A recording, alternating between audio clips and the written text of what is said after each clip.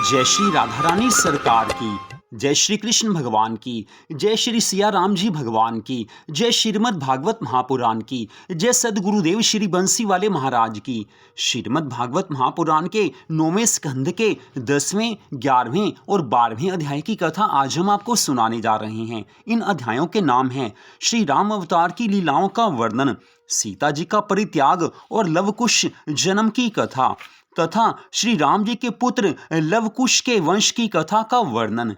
श्रीमद् भागवत कथा सुनने का सुअवसर जिसे मिल जाए उसे समझना चाहिए कि भगवान अति प्रसन्न हुए हैं, क्योंकि संसार की सुख संपत्ति मिल जाए कोई बड़ी बात नहीं है, धन दौलत में वृद्धि हो बड़ी बात नहीं है, कोई मनोकामना पूरी हो जाए वो भी बड़ी बात नहीं है, लेकिन भगवान की कथा सुनने का मौका मिल जाए, भगवान के चरणों में मन लग जाए, वो सबसे बड़ी बात मानी जाती है। लेकिन ये बड़ी बात केवल उसी के लिए है जिसे भगवान के चरणों में प्रेम है, जिसका भगवान से प्रेम है, जो भगवान की भक्ति के महत्व को कुछ कुछ जानता है। सारा महत्व तो कोई भक्ति का जान नहीं सकता है, लेकिन जिसके मन में भगवान की भक्ति के प्रति थोड़ा सा भी प्रेम है, जिसके मन में भगवान के लिए थोड़ी सी भी श्रद्धा भावना है, उसके लिए कथा भगवान से मिलवाने का कार्य कर देती है। कथा सुनने मात्र से भगवान से प्रेम बढ़ जाता है और जीवन में सच्ची शांति प्राप्त होती है। जीवन के अंत समय में भगवान के धाम की प्राप्ति हो जाती है।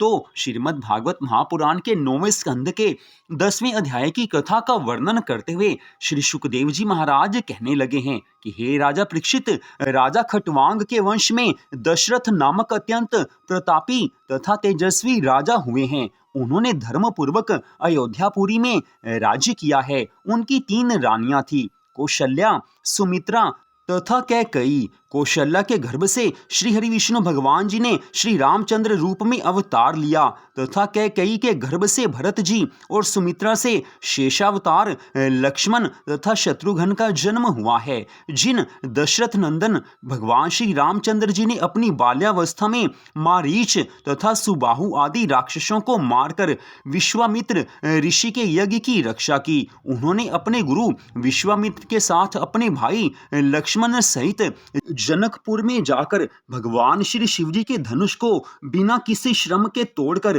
परशुराम जी का गर्व दूर किया है और जनक सुता सीता जी के साथ विवाह किया है। फिर वे अपने पिता की आज्ञानुसार लक्ष्मण तथा जानकी सहित 14 वर्ष के लिए वनवास को गए हैं। जब लक्ष्मण ने पंचवटी में रावण की बहन शूर्पणखा के नाक कान काट लिए, उस समय खरदूषण, त्रिशरा आदि 14,000 राक्षसों की सेना लेकर भगवान श्री रामचंद्र जी से युद्ध करने के लिए आए, परंतु भगवान श्री राम जी ने उन सब के सहित निशाचर सेना का संहार किया है।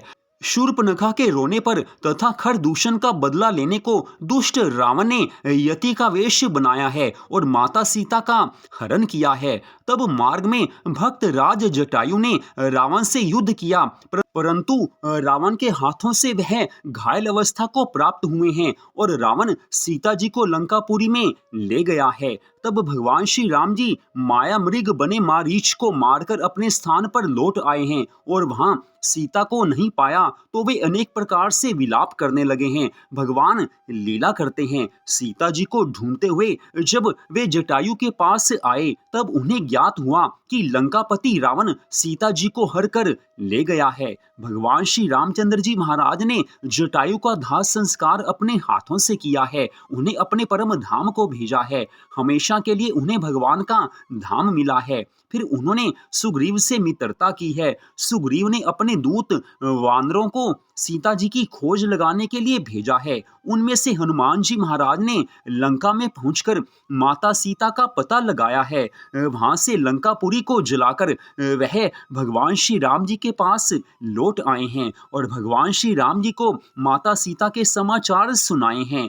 हे राजा परीक्षित, तत्पश्चात भगवान श्री रामचंद्र जी महाराज ने रीछ और वानरों का बहुत बड़ा दल एकत्रित करके लंका गढ़ पर चढ़ाई की है। उन्होंने शिल्प कला में विशेषज्ञ नल नील से समुद्र पर सेतु बनवाया है। उस सेतु के द्वारा भगवान श्री रामचंद्र जी ने अपनी सेना सहित लंका में जाकर रावण से युद्ध किया है। तब हनुमान, अंगद आदि वीरों की सहायता से भगवान श्री राम जी ने सब राक्षसों को मार दिया है। तत्पश्चात जब कुंभकर्ण और मेघनाथ युद्ध में मारे गए, तब भगवान श्री रामचंद्र जी महाराज ने रावण को भी मारकर उसे अपने परम धाम को भेज दिया है। भगवान सब पर कृपा करते हैं। तदुपरांत भगवान श्री राम जी ने विभीषण को लंका का राजा बना दिया है। तब विभीषण ने जानकी जी को रत्न जटित पालकी में बैठाकर भगवान श्री राम जी के पास लाने की तैयारी की है। उस समय वानर और भालुओं की इच्छा अपने दर्शन करने की जानकर माता सीता जी पालकी में न बैठकर पैदल ही चली आई हैं और सबको आज अपने दर्शन देकर कृतार्थ किया है। माता सीता का दर्शन प्राप्त करके आज सब वानर सेना हृदय में आनंद को प्राप्त कर रही है। आनंद हृदय में समाता नहीं है। प्रभु आज सामने हैं, माता सीता सामने हैं। सब भगवान को दंडवत प्रणाम करते हैं। सब आज आनंद मग्न होकर झूमने लगे हैं, नाचने लगे हैं। तत्पश्चात भगवान श्री रामचंद्र जी महाराज आज सीता जी, लक्ष्मण जी और हनुमान जी आदि अपने सेनापतियों के सहित पुष्पक विमान में बैठकर लंका घर से अवधपुरी को लौट पड़े हैं। जब वे प्रयागराज में पहुंचे तो उन्होंने अपने भाई भरत को अपने आने का समाचार भेजने के लिए वानर राज हनुमान जी को अयोध्या में भेज दिया है। हनुमान जी महाराज ने अयोध्या में पहुंचकर भरत जी को भगवान श्री राम जी के आगमन का संदेश कह सुनाया है। भरत जी को इतना आनंद मिला है जिसका वर्णन किया नहीं जा सकता। तब भरत जी महाराज, महर्षि वशिष्ठ, सब मंत्री और कुटुंबी जन एवं प्रजाजनों के सहित आज सब भगवान श्री राम जी को लाने के लिए आए हैं।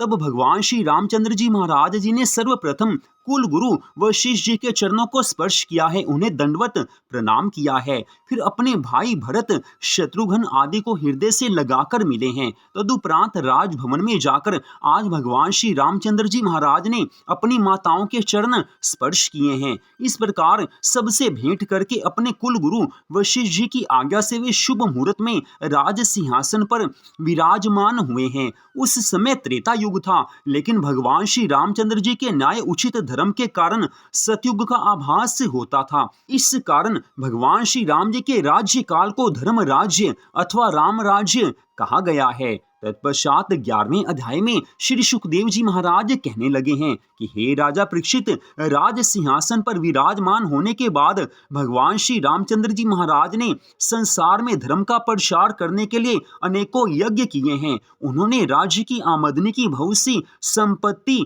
धन राशि ऋषि मुनियों और ब्राह्मणों को दान कर दी है। उसी समय ऋषि मुनियों ने उनसे ऐसा कहा है कि हे प्रभु, हम लोग इतना धन लेकर क्या करेंगे? हमें तो केवल गौओं की आवश्यकता है, इसलिए आप हमें केवल गोधन ही प्रदान कीजिए। इस बात को सुनकर भगवान श्री रामचंद्र जी महाराज ने उन्हें गौ आदि देकर संतुष्ट कर दिया है। इस प्रकार धर्म के प्रताप से सातों द्वीपों के राजा, देवता और दैत्य आदि सभी भगवान श्री राम जी की आज्ञा को मानने लगे थे। हे राजा परीक्षित, एक दिन की बात है, भगवान श्री रामचंद्र जी महाराज के गुप्तचर अपना वेश बदलकर प्रजा की देख रेख करने के निमित्त अयोध्यापुरी में विचर रहे थे। उस समय दूतों ने एक जगह ऐसा देखा कि एक धोबी अपनी स्त्री से लड़ रहा था और उससे बार बार ऐसा कह रहा था कि मुझसे बिना आज्ञा लिए रात्रि भर घर से बाहर क्यों रही? इसलिए अब तू मेरे घर में रहने योग्य नहीं है। मैं कोई रामचंद्र नहीं हूँ जो उनकी सीता 1 वर्ष तक रावण के यहाँ रही आई तो भी उन्होंने उससे अपने घर में रख लिया है। तत्पश्चात जब ये सारा वृतांत भगवान श्री रामचंद्र जी महाराज ने अपने दूतों के मुख से सुना तो उन्होंने लोक निंदा होने के कारण प्रातःकाल होते ही लक्ष्मण से कहा है कि हे लक्ष्मण, तुम सीता जी को वन में ले जाकर किसी ऋषि के आश्रम के समीप छोड़ आओ, क्योंकि इन्हें घर में रखने से प्रजा में मेरी अपकीर्ति होती है और मेरा अवतार धर्म की रक्षा के लिए हुआ है। अगर मैं ही धर्म का पालन नहीं करूंगा तो प्रजा भी धर्म का पालन नहीं करेगी। यद्यपि मेरी आज्ञा कठोर है, फिर भी प्रजा को संतुष्ट रखने के लिए राजा के धर्म के रूप में मुझे इसका पालन करना ही पड़ेगा। आज भगवान श्री रामचंद्र जी महाराज केवल प्रजा को सुख पहुंचाने के लिए उनकी मन की इच्छा को पूरा करने के लिए लक्ष्मण को ऐसा आदेश देते हैं। हालांकि भगवान तो लीला पुरुषोत्तम है, मर्यादा पुरुषोत्तम है, सर्वांतरयामी है, उन्हें सब कुछ मालूम है, लेकिन उनका जो अवतार हुआ है वो धर्म की रक्षा के लिए हुआ है, मर्यादा को बांधने के लिए हुआ है। मर्यादा पुरुषोत्तम भगवान श्री रामचंद्र जी महाराज, ऐसा नाम उनका इसी कारण पड़ा क्योंकि भगवान श्री रामचंद्र जी महाराज ने अपने इस अवतार में धर्म की सभी मर्यादाओं का पालन किया था। आज भगवान ने लक्ष्मण को ऐसा आदेश दिया है। भगवान के ऐसे वचन सुनकर लक्ष्मण जी बहुत दुखी हुए हैं, लेकिन भगवान की आज्ञा है, पालन करना ही होगा। आज लक्ष्मण जी माता सीता के पास जाकर कहने लगे हैं कि हे माता जी, आपने गंगा जी और ऋषियों का पूजन करने का संकल्प किया था, इसलिए आप मेरे साथ वन में चलकर उनका पूजन कर आइए। आज लक्ष्मण के श्रीमुख से इन वचनों को सुनकर माता सीता जी अत्यंत प्रसन्न होकर ऋषि पत्नियों को देने के लिए वस्त्र आभूषण साथ लेकर आई हैं और लक्ष्मण जी के साथ चल पड़ी हैं। गंगा पार महर्षि वाल्मीकि जी के आश्रम के निकट पहुंचकर लक्ष्मण ने सीता जी को सब वृतांत कह सुनाया है। उस समय माता सीता पहले तो मूर्छित होकर गिर पड़ी हैं, फिर बहुत व्याकुल होकर लक्ष्मण जी से कहने लगी हैं कि हे लक्ष्मण, जो प्रभु की आज्ञा हो तुम उसी का पालन करो। भगवान की आज्ञा को टालना उचित नहीं है, क्योंकि प्रभु जो कुछ भी करते हैं उसी में मंगल होता है, उसी में सबकी भलाई होती है। परंतु तुम मेरी ओर से उनसे हाथ जोड़कर ऐसा अवश्य कह देना कि मुझसे जो भी अपराध हुआ हो उसके लिए प्रभु मुझे क्षमा कर दें। तदुपरांत आज लक्ष्मण जी महाराज गर्भवती सीता जी को महर्षि वाल्मीकि जी के आश्रम के निकट छोड़कर वापस लौटकर अवधपुरी को आ गए हैं।